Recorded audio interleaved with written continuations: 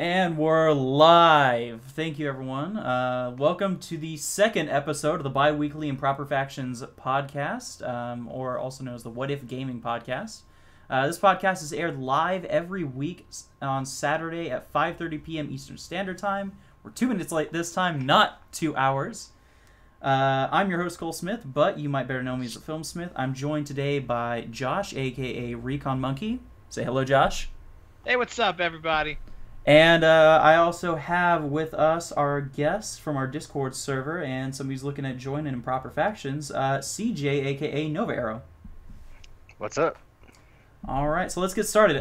So the first question I had for the What If podcast today actually was, what if Nintendo beat Sony in console sales? And the way that came about was Nintendo has sold over 67 million units so far.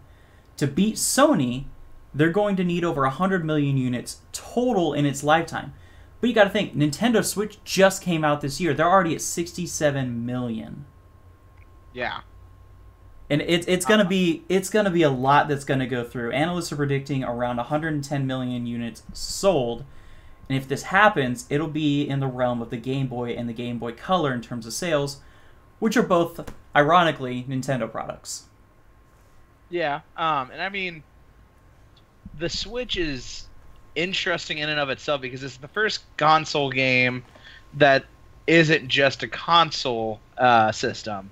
It is also, you can take it with you. It's also a portable system, and it's very easily portable, too. It's not like, with the Xbox, you have to lug around this giant box. Same with the PlayStation.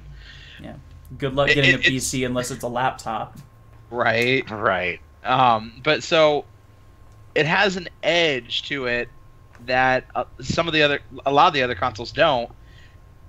And it's Nintendo, so it has, like, for a lot of us older kids, it has that, hey, this is what we grew up with. It has the new Mario Odyssey, which looks like a wonderful freaking game. Mm-hmm. Breath of the Wild, which is a wonderful freaking game, because I have played that one. And, they're coming out with, like, Nintendo switching it up. And I like it, because Odyssey isn't what you'd expect from a normal Mario game. Neither was Breath of the Wild. Both of them have been great games, and they're bringing more to them. Exactly. Like, I know there's, like, Skyrim's coming to it and stuff like that, which Skyrim's infected everything. We talked about this last time. How it's going to be on your fucking microwave by the time that you... Exactly. by the time that we get around to it.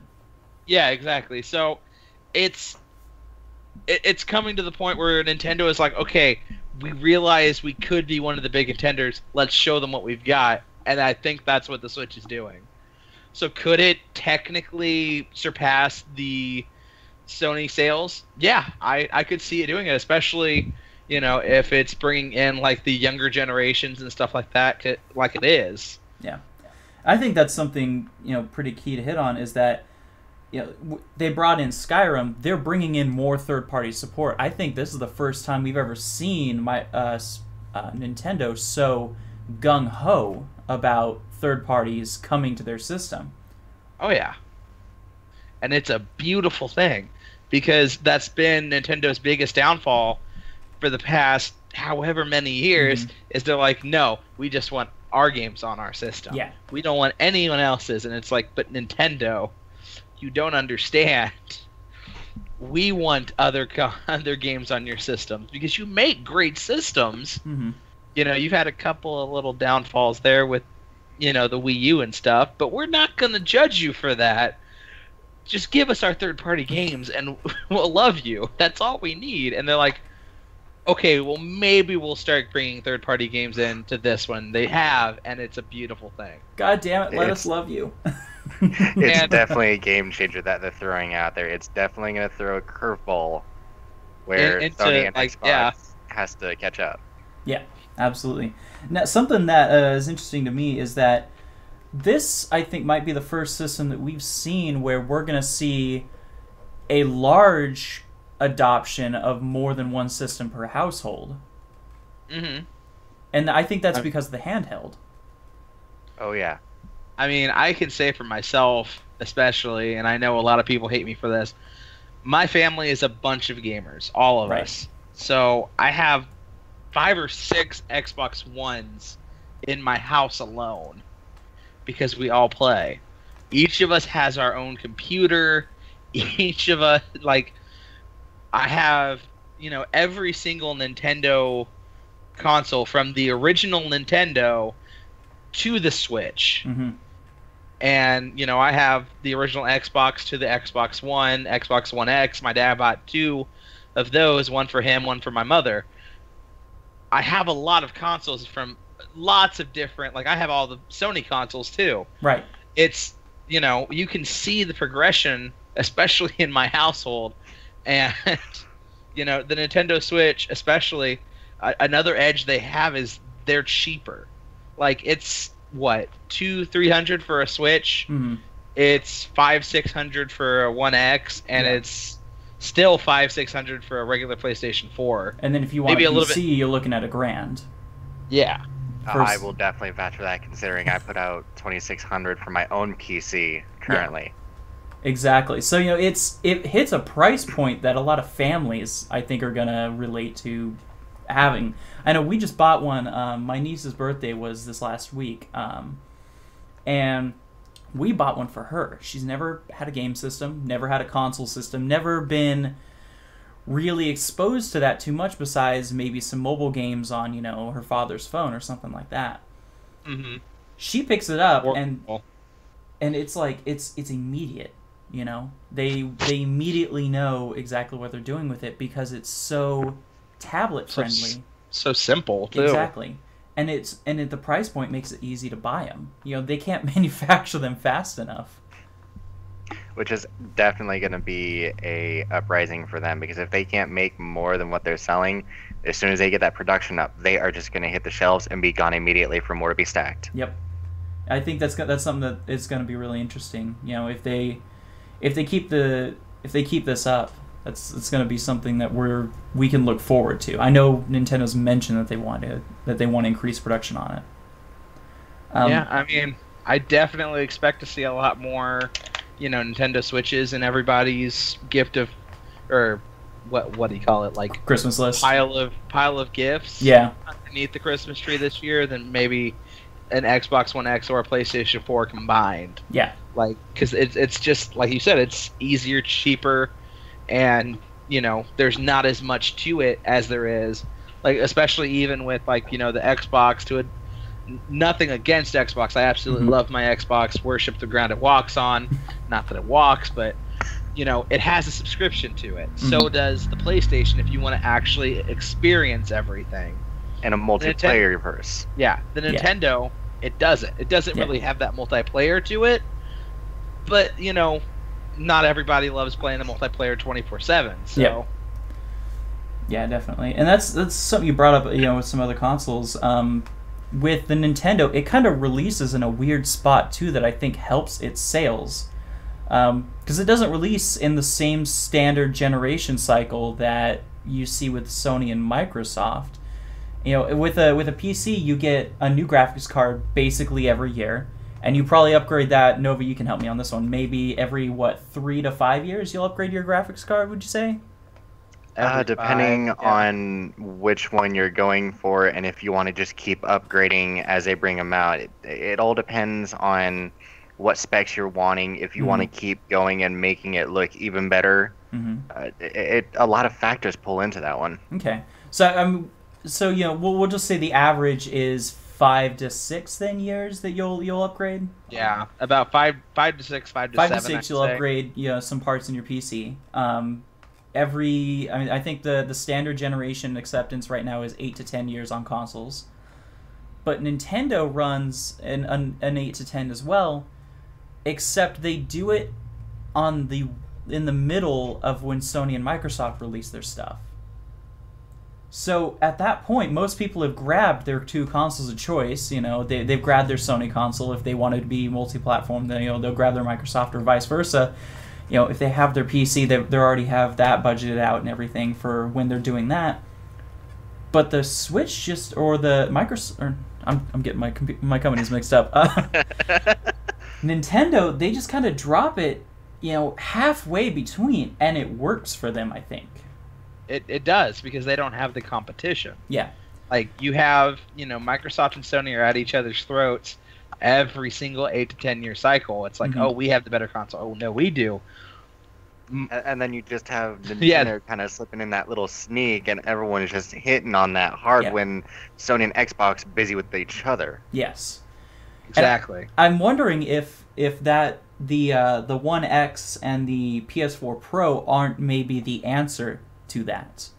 If maybe they're trying to pull in a little bit of money from the people who might be like, oh, well, I could use a new console. It's been a couple of years. The people who want to buy, If maybe the people who have money to buy, which yes, I love and hate you people, because I wish I was at that point. So I don't know. It's something weird, but that actually brings up a question that I wanted to ask you guys. What if this console generation was extended? And what if this generation, just in general of gaming, was extended? Because we tend to run gaming in generations. Even PC has seen this. The PS4 and Xbox One are both half iterations towards the next step.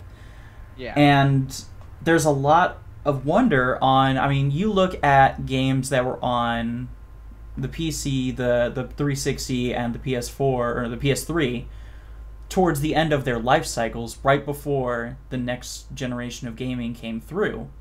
They were still pumping out very good graphics at the time. So I'm wondering if these half generations are going to extend how long we're going to be holding on to these consoles. I could see it, honestly, because like the Xbox One X, especially the graphics, you can tell a difference. Like, I walk out to my dad's, like, literally just right out of my room, and my dad has his nice, like, 65, 70-inch screen TV up with his 4K, and he's playing a game, and you can see the 4K difference on the same game that I'm playing here in my room, and I'm like, that is freaking sweet. I would love that, but I don't have $600, so I'm not going to get that. Yeah. But the difference is there, and you can definitely tell it, and it does run better. It does run faster.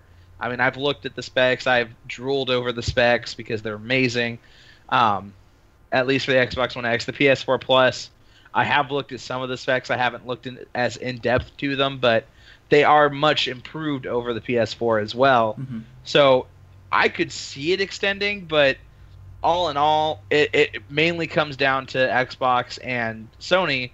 What do they want to do? Because yes, it could extend it, but at the same time, they still want to come out with something new to grab your attention and bring you back. Yeah. I think that's a fair point to make, is that, with them bringing your attention back, they can keep you longer. Yeah. You don't have to worry about it. Granted, it's not going to replace a PC, though. It's absolutely not when it comes to a 4K gaming system. But for people like myself, who are straight up lazy and straight up don't have the time to sit down and build and make a PC except to work on it, I think it's going to be really good for those kinds of players. Oh, definitely, because it's getting into the same graphics and the same everything as a computer does, which is great, because the biggest problem for most console games is they've never been able to keep up with the PCs, but they're starting to do it now. Are they? Could I say an Xbox One X is as good as the best PC you could buy? Hell no, not even close. you put two Titan graphics cards into a PC that is built to accommodate those, it will wipe everything off the face of the earth. Yeah. And it won't even be using a fraction of the power that it actually has. But does that mean that the Xbox One X isn't, actually giving like a good running to a lot of what the PC is bringing? That's not the case. They're doing really well with it. So is the PlayStation 4 Plus. It's really great graphics, and you can definitely see that, which, obviously makes playing on them that much more fun. So, yeah. So that brings up another point that I kind of wanted to talk about a little bit was what if 10K gaming was a thing? The reason that comes up, and we're going to be getting into some pretty heavy PC territory. That's part of the reason why I'm really happy to have you on the show, CJ. Is some manufacturers are just now introducing 8K displays. All right, so they're just now starting with the 8K stuff. However, somebody released that HDMI 2.1 is boasting 120 hertz at 10K resolution. And this and 8K are, higher than any GPU can currently handle right now. Right. So at the current rate of GPU performance increase, it will take at least 10 years before we have something powerful enough to render games at 10K. What are your thoughts on that? Our minds are ready for 10K. I mean, a lot of people still haven't gotten used to 4K, and 8K's out there. Like, hey, this is like 12 times better than 4K, and people are still like, whoa, what? 4K looks really beautiful. I feel like I could stick my hand into the screen. And then you have 8K, which I've actually seen because I worked at H.H. Gregg, and I've just kept tabs on it since then. Like, 8K is fucking beautiful. Like, oh my god. Is there anything out there that's even 8K level of footage, though? There is a couple of things I have seen in Europe that they're trying to, like, get on a mass-produced scale, but nothing concrete yet.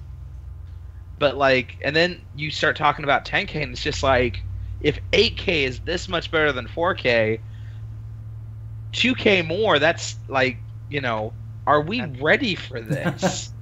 Like, is this going to be like the new virtual reality in 10K? And it's just like, you put on a headset and all of a sudden it's just like, oh, is this real life? Is this life now? Dragons? Yes. Skyrim in 10K. It's happening now. It's definitely going to be something that's going to be groundbreaking when they actually bring out the 10K, because as Recon was saying, with 8K coming out, it's going to be mind-blowing.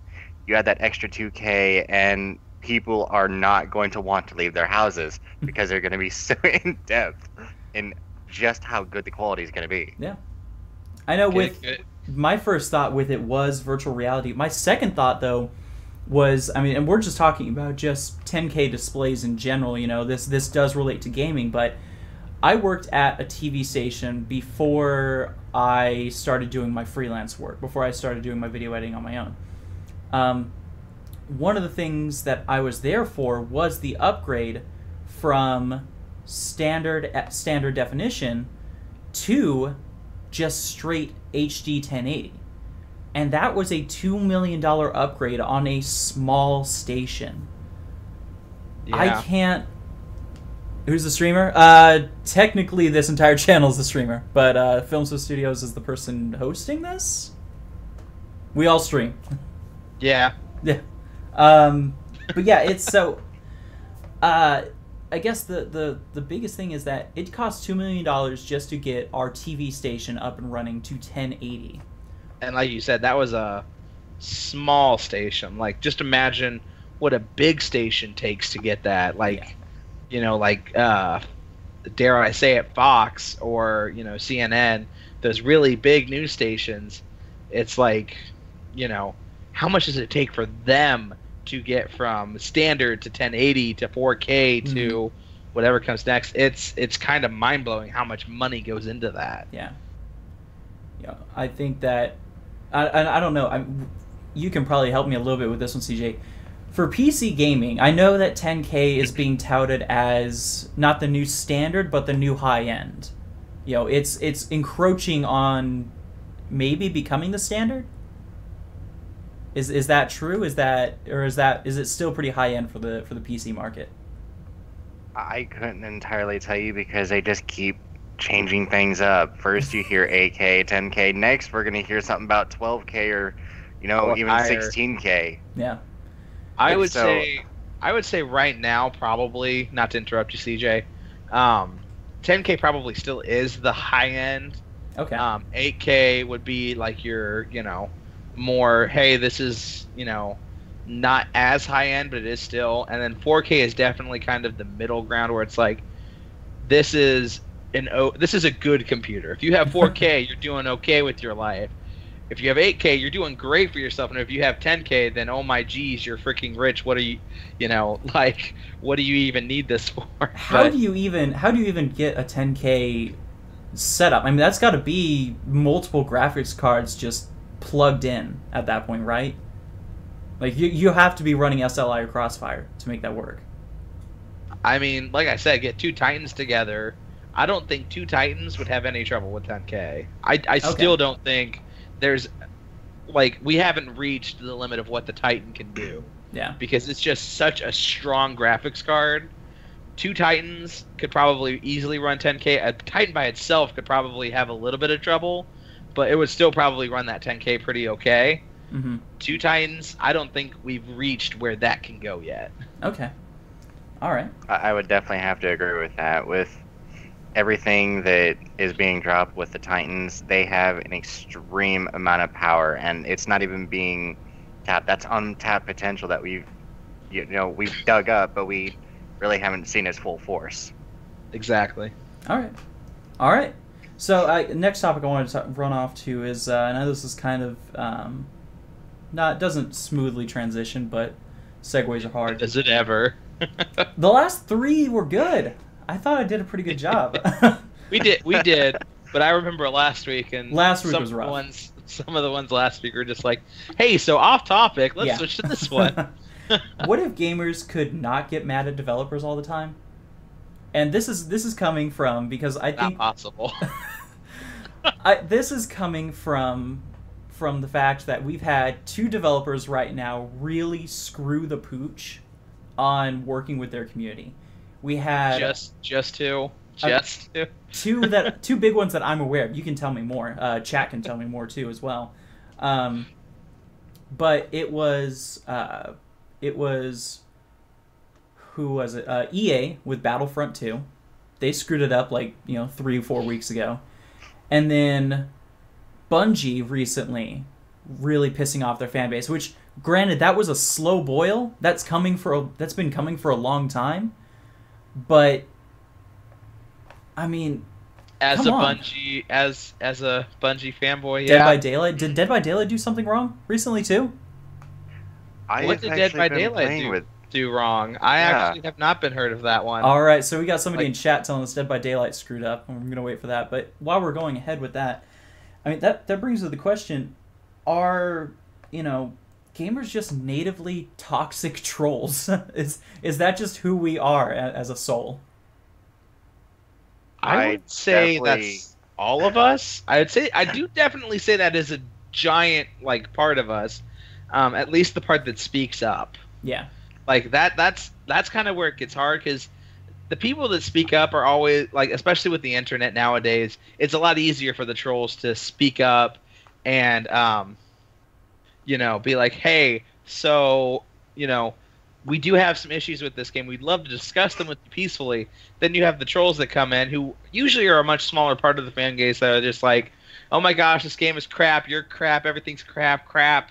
Right. Just, throwing their crap at the walls. They're monkeys, pretty much. Not speaking about myself, just putting that out there. But I say that and I realize what my name is. But anyways, getting back to the point, a lot of the people that speak up are your trolls. Yeah. And that's where it kind of gets hard to differentiate. This is our fan base, and this is the trolls in our fan base. I agree with Panda. We aren't really trolls. We're consumers. Yep. And we expect especially nowadays, the DLC craze and the loot box craze and everything like that, it has pushed the box a lot. And I understand we were talking about this last week with the $60 limit and everything like that, and all this stuff that they have to go through. But they have to understand, we as consumers are also going through our own things. We're also, we're suffering from this just as they are. Mm-hmm. Pushing all of this DLC to get the full game on us, pushing all of this, oh, well, if you want Anakin for, Battlefront 2, put like $50 into this loot box set, and hey, there's a 60% chance you'll get him. Yeah. It's like, if I'm putting $50 into something, mother fricker, you better give me Anakin, and give me a skin for him too, at the very least. Yeah. Like, I don't want a 60% chance wasting 50 of my dollars. Like, I want a guarantee for that, especially after paying the $60 for the game to begin with.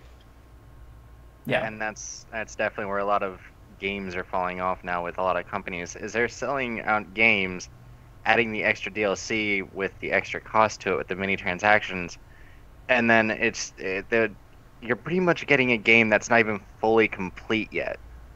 Exactly.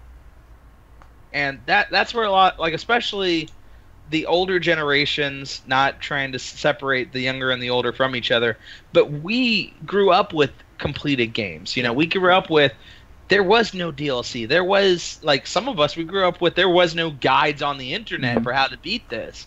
We had to either figure it out, or we had to actually buy the freaking guide, which was another, like, $20, which none of us really did unless you were a rich little snobby kid.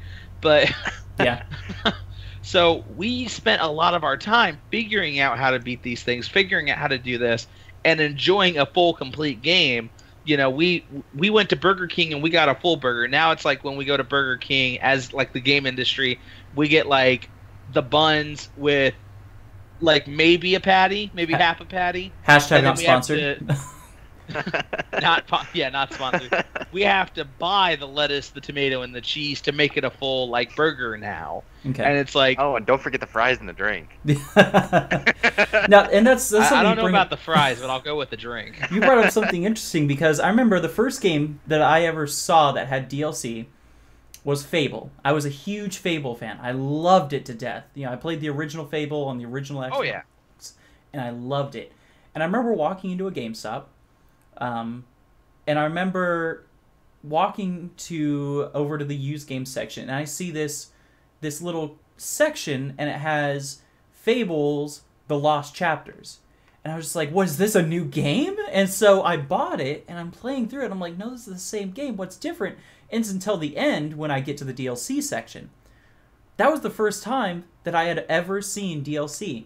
And to this day, I still remember the thought process of, why didn't they just expand this and make it into a new game? Or why wasn't this part of the original game? Yeah, exactly. Like, it was but the now same we're getting thing. used to it. Yeah, exactly. Because, like, I remember my first one, I don't know if anybody's heard of the Overlord series. Mm-hmm. Absolutely loved that game as a kid. You had the original Overlords. You had this whole new concept. It's like, you're this, powerful being. You have these small little minions that you can control to go do things. You had browns, reds, greens, and blues, which could, had different effects. And you had this entire game. It was absolutely beautiful. And then they were like, oh, hey, there's this whole new, we're adding this DLC for it. It's called Overlord Raising Hell, and now you have these little portals, and you go into pretty much hell for each of these big bosses that you killed, and you see what their torture is in the afterlife, and, you pretty much get to kill them again. Right, Huva? Overlord was great.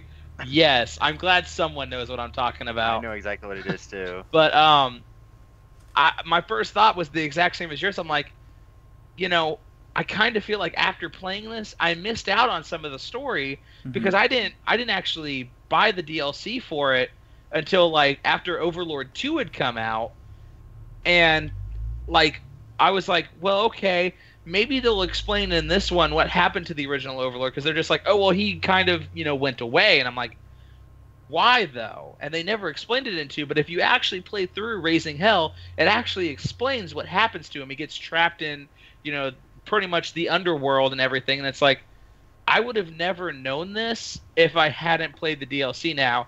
And looking back, I didn't know this until now when I played the DLC, and it makes so much more sense. Yeah. But yeah, it's Yeah. I think that's... Go ahead. I have to definitely agree with the chat. Our generation is nothing but spoiled brats who expect things to be as they appear. Yeah.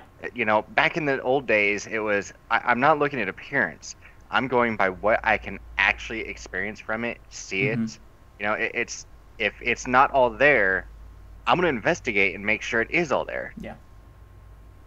Yeah, and that's very true. The way that the way that I can see this going, one of two ways. Either these AAA companies, they start to realize that that's not going to work, and they maybe go the way from, I don't know, they maybe go to the way that if they really want to start selling microtransactions, they go the way of Warframe or Overwatch. They use one of those two models. The Warframe method is, yes, you can get to any of this, you can grind to any of this, or you can pay some money to speed it up, and it's not going to affect anyone else's gameplay besides your own. That's only going to work in PvE stances.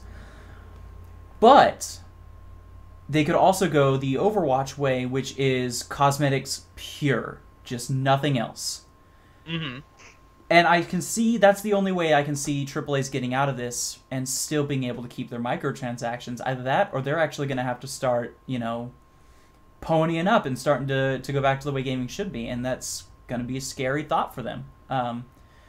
Or we're going to see a rise in indie developers.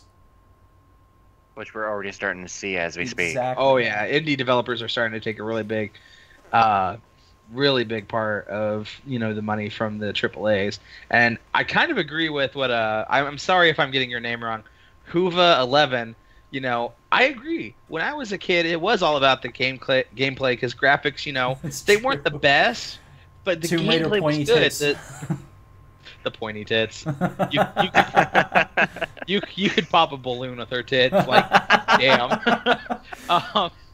But no, it was all about the gameplay because you didn't have great graphics, and we've gone away from that because now it's all about a lot of games have suffered because they don't have the story, but they have these great graphics, and people are like, well, I don't play it as much because where's the story? Where's where's my reason to play this game? Especially if it's more of a single player game, you need great story for it. That's the reason I got out of Call of Duty for a long while. I may get back into World War II because, Brandon, who's a huge Call of Duty fanboy geek, showed me World War II story, and it's actually pretty interesting. I do enjoy it. But yeah, it's always nowadays been about more how good can we get our graphics, not how great can we make our gameplay and our story and the depth that is this game we're trying to create. Yeah. And you see things like you see the games like was it Firewatch, which had a really simple art style but was still very pretty. I loved Firewatch. My favorite game, Persona 5. It's Persona 5 has such weird Exactly. It's so unique and different, and I really hope that we get more games that are unique and different. But the problem I see is they're hitting only the PC market because of how inexpensive it is to release on the PC market. You want to release something on Sony or Microsoft, and hey, thanks, Unknown Gamer. Yay! Thank you so much. You want to release, something that's on like Sony or Microsoft, then, you're going to, you're looking at spending a lot of money. Just straight up, it's easy to release on PC if you're indie. I think that's where maybe the PC market getting better. Oh yeah, look at Steam. Right off the bat, Steam itself has so much content creators. Yeah, it's a content creator. It has sales all the time. It's just great, and you all have all these games that come out. Like I've discovered 3 or 4 different games. Like I was, the stick fight game, like that Rooster Teeth did a let's play about just a week or so ago. I found that a month or 2 ago, and my friends and I have enjoyed it greatly. And then you go over to console and it's like, oh, this isn't here.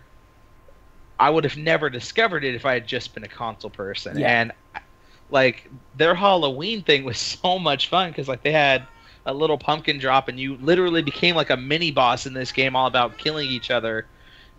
And you hated but loved to get that. Like when someone else got that, you hated them, but you loved to have it yourself because it just so much power in your hands, and it just made the game so much greater. But again, PC got this, consoles didn't. Yeah. So it's like it's putting a lot more into the PC's favor for Xbox and Sony to be charging this much to be like, hey, you can put your game on our thing, but you're gonna have to pay us this much. Yep. And definitely PC has a huge advantage because, like I said, with the content creators, it's on Steam. You've got all those people that on Steam, a lot of those games are people themselves creating them, and they're bringing out their own style and finding their own way in the game making world, and they can build up from that and take on other companies because people will actually try their games to see exactly what they are. Yeah, exactly. Yeah, absolutely. So that brings up something I kind of wanted to talk about a little bit as well, is that with indie devs rising to higher prominence on say, on PC, do you think that maybe Microsoft and Sony and Nintendo will start working with them a little bit more? That's a good question. It'd be in their best interest to do it. Mm-hmm. But as we've seen from previous experiences, they don't always go with what would be in their best interest. Yeah. They go more for what they think would be in their best interest, even though we tell them differently, because we're the fan base. Obviously, we don't know what we're talking about all the time, right? Yeah. So yeah, it's just not a like bunch of 12-year-old kids who just want to get our socks off. Yeah. No, it's interesting you mentioned that's the stereotype because the average gamer is I think the last article I saw was 32 was the average age of your online gamer. It's not 12-year-old kids like a lot of people seem to have the idea of. Silence. Awesome. We officially hit the awkward part of the podcast. Welcome, sorry, everyone. I was paying attention to what Private Pan was saying. Yeah, so was I. It's not just Microsoft though, because Sony also hasn't agreed to work together. Like they both kind of just got it in their heads that working together is the worst thing imaginable. Mm-hmm. And so neither of them really wants to compromise and be like, hey, what if we do, cross-platforming? Yeah. Rocket League has shown this is a great thing. Didn't they accidentally turn it on? They did. So did Fortnite. Yeah. Fortnite was actually the biggest one recently. But it's like, from they look at it from just a marketing perspective where it's like, well, if we do this, then, people on the PlayStation can play this game instead of buying an Xbox and all this. Mm-hmm. But it's like, but listen, I almost guarantee you, if you do this, you'll have a happier fan base for one, mm-hmm. and they'll be more willing to spend the money to get these games because then they won't have to buy a whole new console to freaking, play this one game with their friends that they've wanted to play. And do I see it happening anytime soon? No. Do I want it to happen soon? Yes. Yeah. It comes down to one of those pretty much. And that's the thing that I like to point out with the argument of, oh, it's going to take away money from Sony. Oh, it's going to take away money from Microsoft. It's going to take away money from Steam. It's going to, whoever it is that you're talking about. Right.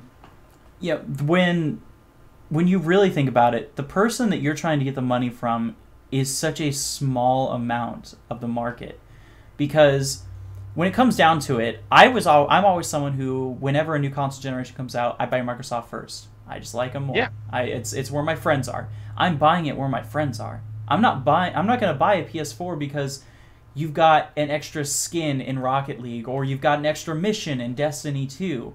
What I'm going to buy a PS4 for is because of your game exclusives. It's the entire reason why I bought one on Black Friday. You had, Persona, Horizon. You guys had some exclusives I really wanted.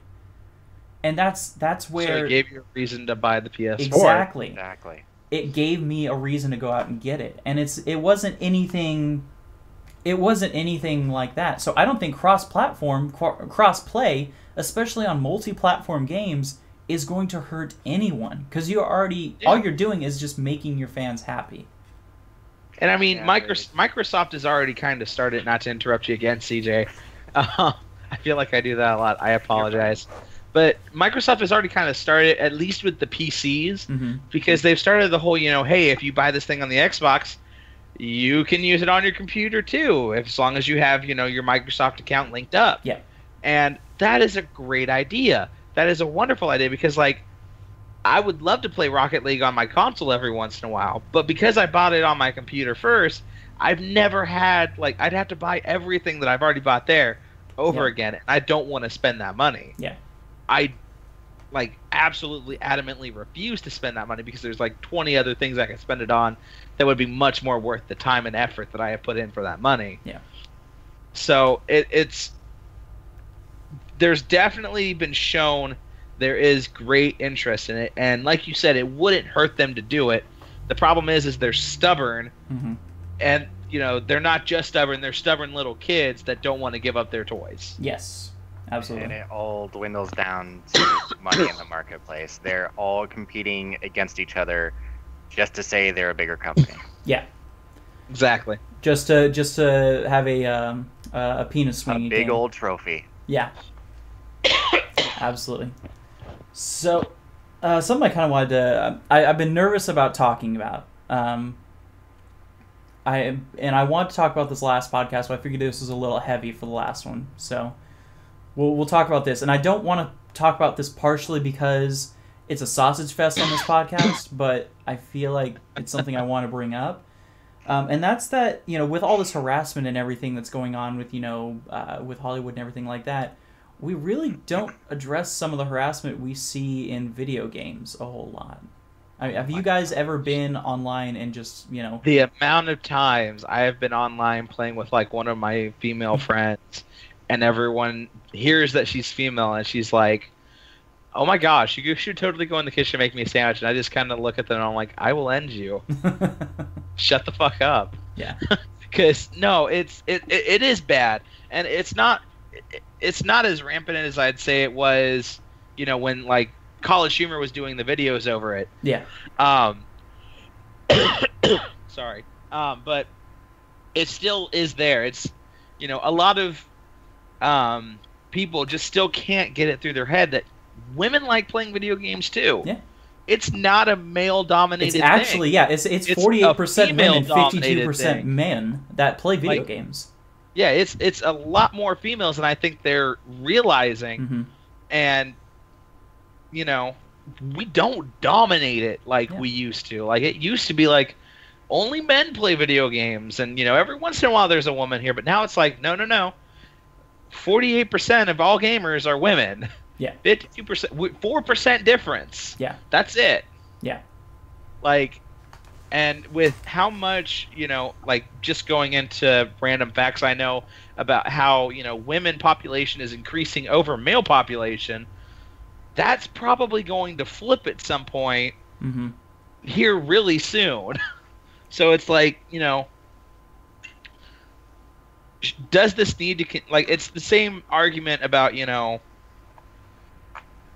the women in the work harassment in the workplace stuff. It needs to stop. Yeah, because no one benefits from it. You just look like an asshole doing it. Just stop. Yeah. It's just all around immaturity, and that's what the internet these days is nothing but immaturity. Yep, I agree with that. It's surprising to me because that it's that way, and that people are that way online. So, the biggest thing is that when you are, when you go to these conventions and stuff, and you see these women in very nice cosplays, and you see men in nice cosplays, at that point, whenever I go to these conventions, I'm looking at these characters, and in these games, we're playing these characters, right? We're all playing men and women in all these games, and personally, I like women characters in games usually a bit more. When I think about some of my favorite games, they usually have some male protagonists in it that I really enjoy. I mean, Aloy with Horizon Zero Dawn is, you know, a great example of that. You have, you know, Gears of War, which, granted, it took them to get into the third fucking game before we actually saw them playable women. But once they got in, they were badass. Oh yeah. I'd say even in the first and second though, they weren't playable, but they were still pretty badass in their own rights. Because like some of the like what was it? I can't remember her name. Marcus Phoenix's love interest. Like even in the first game, she was pretty freaking like. You know what? I mean, yeah. So a bullet flies overhead, and she's just like, "Okay, we gotta go. Like, come on!" Like, she's just like, she didn't panic, she didn't run. she was just like, "Okay, finally, we're getting shot at. All right, everyone, get in the chopper. Let's move." Like, she just kind of looks at him. She's like, "You better get your fucking ass in here, or I'm leaving it." Like, exactly. She gave no shits. Like, exactly. She was like, and you know, I agree. They probably should have brought him in as a playable thing earlier. Yeah. But they did it so well in the third one too. Yeah. Even like Gears of War has always pulled my heartstrings. I will forever remember you, Dom. Peace, my brother. But like, yeah, Gears of War has always done really great with that. And you know, even in Gears of War 4, they brought in, you know, the new girl to play with and everything, and she was a badass character. Yeah. Her mother was a badass character, even with everything that happened to her. And you know, I love it. I love it so much. Granted, and I do have to correct one thing you just said, Josh. Don't say play with, because that's what's gonna bring in the harassment. Well. Play as.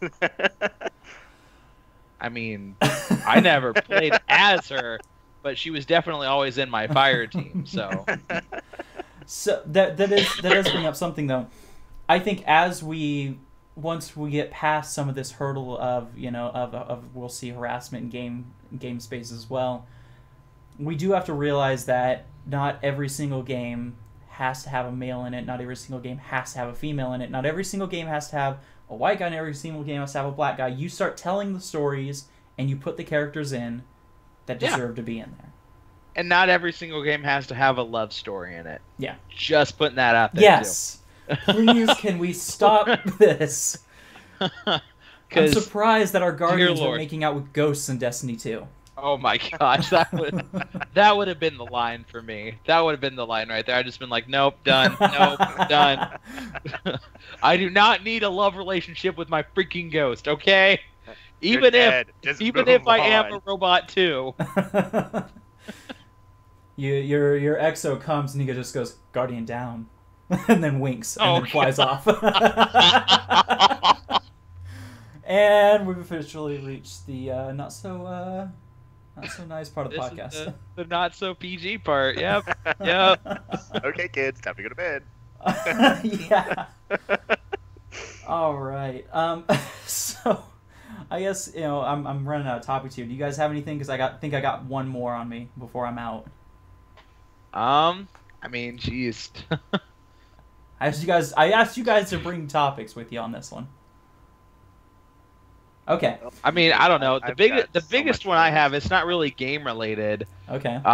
But like the Infinity War trailer. Like, can we get an Infinity War game? What if we got an Infinity War game? Dude, I would love for Marvel to come up with like a game for like Infinity Wars, or even just like any of the like a good game, because there have been good games and there have been bad games for a lot of movies, but I've not seen a good one for like the Marvel series as of yet.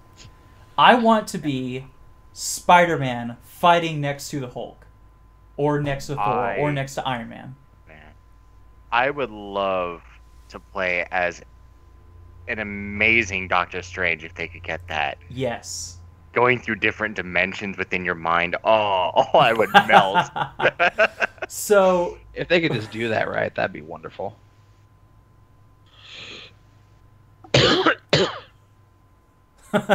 Looks like Nightbot got a little overzealous in chat. Sorry about that, Panda. I will tell Nightbot to get its shit together. Anyway, Panda was probably asking for it. Yeah, I mean, just having a Marvel 3, like I'm talking like not a fighting game, boom, boom, boom, boom, boom, side scroll. like have depth to it. Yes. Have, like, let us actual, destroy cities together. Have like multiplayer. Have a story to it that's not in the movies. Like, Yeah. that's what I want to see is like a Marvel movie in a game. Yes. Like, that would be so wonderful because I love their movies so much. I just want to see it transfer over to a game. Yeah. So this is actually, I think that's something that we can talk about a little bit. You mentioned Borderlands 3, Private Panda. What if Borderlands 3 has loot boxes? I could see it. Borderlands 2 technically has it. You can get free keys through events, but they kind of have that. Yeah. I'm talking about like pay for loot boxes. Oh god, I would break the game if I had the disc. Now, because I don't 100% agree with that, because if it's anything like what they did in Borderlands 2, even if it's pay for stuff, I don't think they could do it wrong as long as they still follow that, because they did have the pretty much, like, I would say it was the precursor to loot boxes with the keys thing. It was, hey, we'll give you away free keys and stuff, but you could also purchase those golden keys too. You just had to know where to go. Yeah. But like it was always really good. Like, it's like, hey, use this golden key, get a purple or higher gun. And what really made it nice is it went with your level too. So exactly. And if they continued something like that, where it's like, oh, hey, you have this, loot box you can get, and it rises with levels with you. So you're level 50, you could buy this loot box for like $2.99 or more, and have like this really high chance it drops purple or higher. But you could still also get like something, as long as it didn't drop like something like a white. As long as it was purple or higher, I think it would be great. I think people wouldn't be angry about it. Oh, especially if they added like a 0.2% chance of like a pearlescent. Oh, people would drool over it. So how many guns do you think we're gonna have in Borderlands 3? God. A million or more. A million or well, more. their big thing with Borderlands 2, wasn't it like over 60 bajillion guns or something like that? God. Yeah, and you could combine them together. Yeah. You could make new guns from what they had, and like that's what I was talking about with the black ones, because like if you've actually like played Borderlands 2 enough, there are actual guns that like they're not orange, they're not purple, they're not any of that, they're black. Like, that's what their label is, and they're some of the most powerful guns in the game because they just have this factor of, I'm gonna fuck up everything in front of me, that it's not even funny. Yeah. Yeah, it's the reason I brought that up is because they did announce the director of Take-Two did say that there were going to be recurring consumer spending opportunities. And see, if it's a... That doesn't mean loot boxes. That means you're going to be able to pay for something later in the game.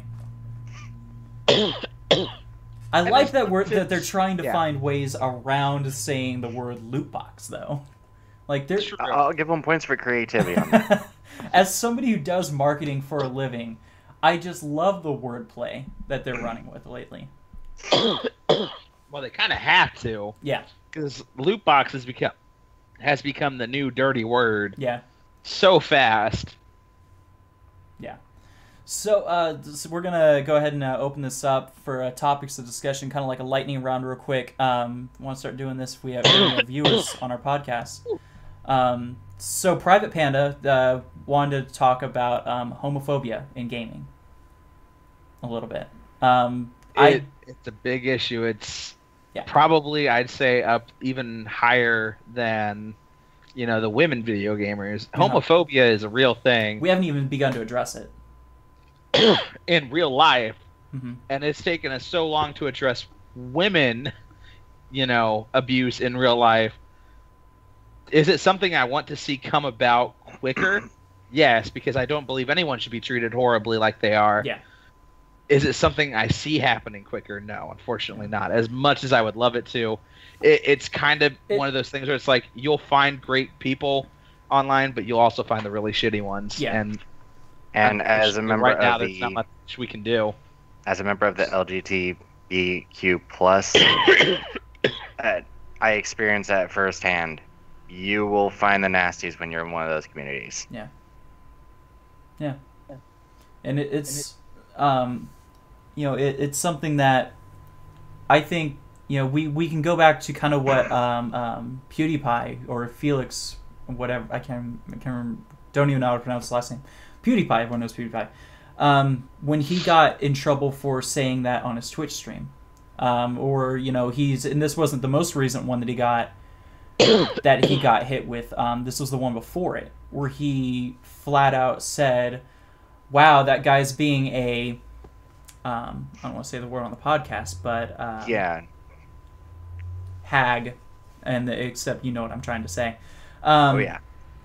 I mean, that's unfortunately not. I wouldn't say in my personal circles I'm not running into this, but that's because I've got a set group of people that I play with all the time. Yeah, and 9 out of 10 of them agree with most of your views on everything. Yeah. Because I'm not going to say I agree with you on everything. But, but yeah, it's how do I think we could apply it? Honestly, at this point in time, my best advice is to just find people who aren't going to be assholes, who aren't going to be find friends. Yeah. And create communities with them, create groups with them, create friendships with them, and then they'll be there to help you when the trolls arise, because they're going to come. I guess, CJ, you mentioned that you're a member of the community. I didn't want to out you on the podcast, but you outed yourself on that. How would you recommend somebody who is a part of that community deal with that? It all depends on their situation, because there's different aspects. Like I said, it's LGBTQ plus, so you've got 5 different groups in there. Yeah. You've got the gays, the lesbians, the trans, the queers. It's the best way to do it, and it's how I handle it, but not everyone handles everything the same, is I will stand up and I won't back down. I become a wall. So whatever they want to say, let them say it, because with a troll, they just want to say what they want to say. They want to see if they can get a ruse out of you. Yeah. If they can't get a ruse, they're more likely going to move on. If they keep going at it, just stand tall. They ain't going to do anything to you. That's true. And, I think that kind of strength will potentially get someone to stand up with you. This isn't a situation that happened to me exactly, in that the person wasn't getting harassed because they were part of that community. They were getting harassed because they were women. But basically, I was playing Overwatch, and a girl piped in, and she was like, hey, can we get a Reaper in here or some sort of damage dealer? Because I think that'd work really well. And somebody popped in with, oh, don't you sound cute? And so what I did real quick is, while she got real silent and went away, I looked up his stats real quick, and I said, dude, you play Hanzo and Genji 24/7, it looks like. You don't have anybody else on your playlist. I don't think you can give shit about character picking or anything like that. The girl probably knows more than you do. I hate people that just main like one person and they're like, trying to tell you how to play everyone else. Yeah. It's like, bitch, look at my stats. Do you see how I have like 6 hours in every single character compared to your 12 in Hanzo alone? Yeah. And you're missing every other shot. At least I hit 9 out of 10 shots, damn it. Yeah. Don't freaking talk to me. And a lot of those people who speak up, man, a lot of those people who speak up and do that trollish shit are people who know that the other people are right. And they're just like, I'm going to make you run because I don't want anything for you to look smart. Yeah. You're not going to look smart while I'm playing. I'm going to look good. They want to make themselves look smart by hurting the people who actually look smart. Yeah. It's kind of it's the same in real life, really. Like in high school, the jocks always picked on the nerds because they wanted to look like they were the alpha dogs, when in reality, 9 out of 10 times it's it's the nerds that become the CEOs, the really big people, and it's the jocks that don't always, because getting into those major Athletic league sports, like, it's so hard because so many people go for it. But getting into, like CEO positions, high-end positions where you're getting paid those millions upon millions of dollars, if you're smart, it's not that hard at all. Yeah, I'm talking to looking at Private Panda's message. He said, "I don't think that me as a consumer should have to protect myself from wanting." Links deleted, but I'm assuming it's a guy and guy love story with a guy and a really sad girl who wants to become a man. I don't want to talk about girls because most of the guys would be okay with girl on girl action. We've kind of seen this, and it's been handled semi-well, semi-poorly with the Mass Effect titles. I know Mass Effect, Mass Effect Andromeda did handle it extremely well. And I think that that's a product of a studio, though, making that conscious decision. A lot of people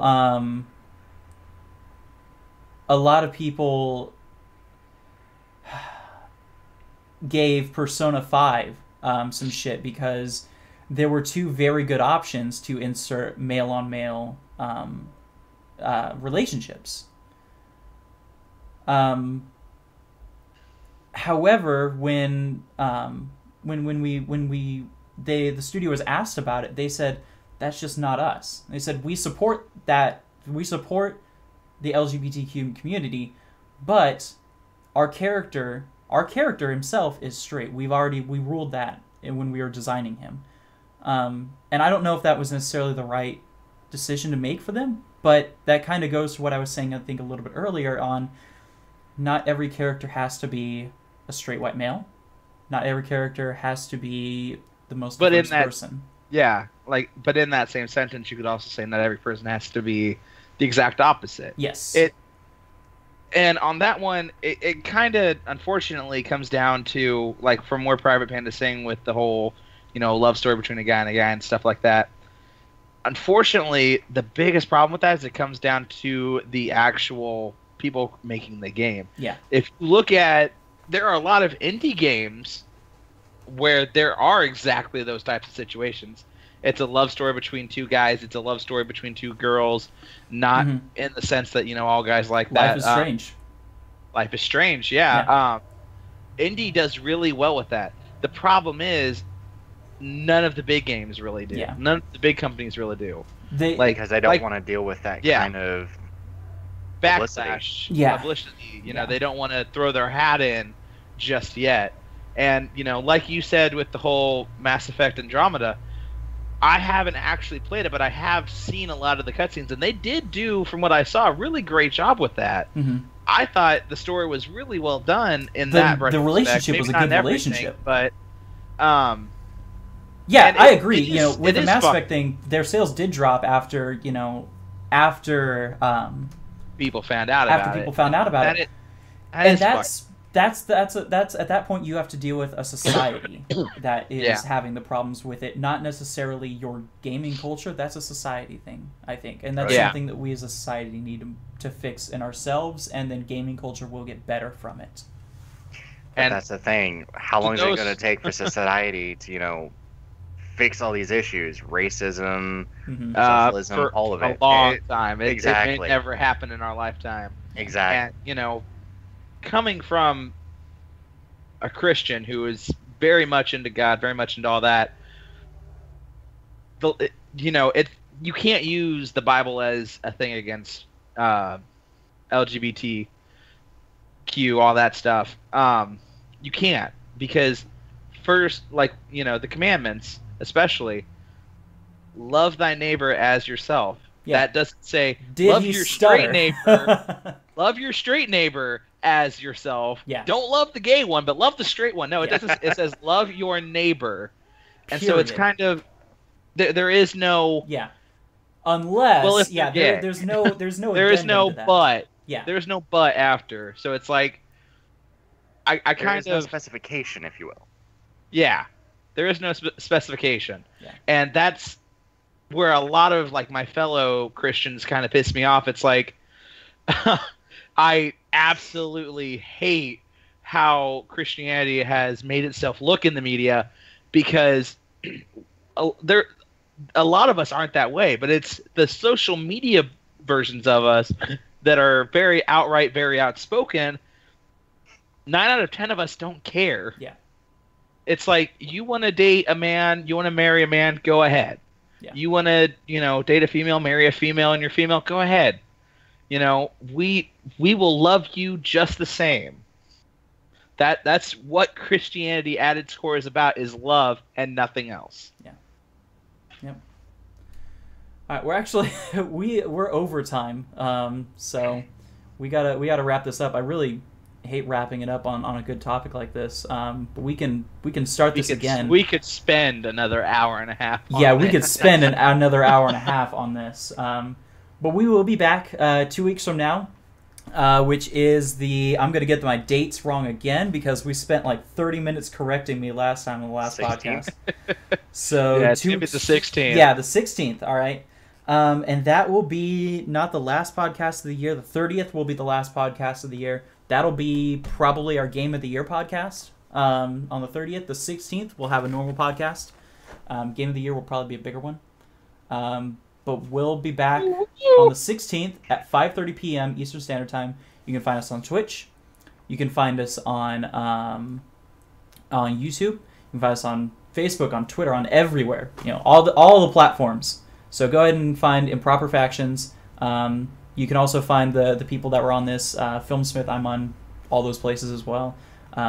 Recon, I know you are. I am as well. Yep. I'm on most everything, in one form or another. Yeah. And you could just come watch us stream. Just saying. All right. Well, we're gonna go ahead and end this then. Thank you very much for tuning into the What If Gaming podcast by Improper Factions, and we will see you all in 2 weeks on the 16th at 5:30 p.m. Bye. Have fun, Bye. guys.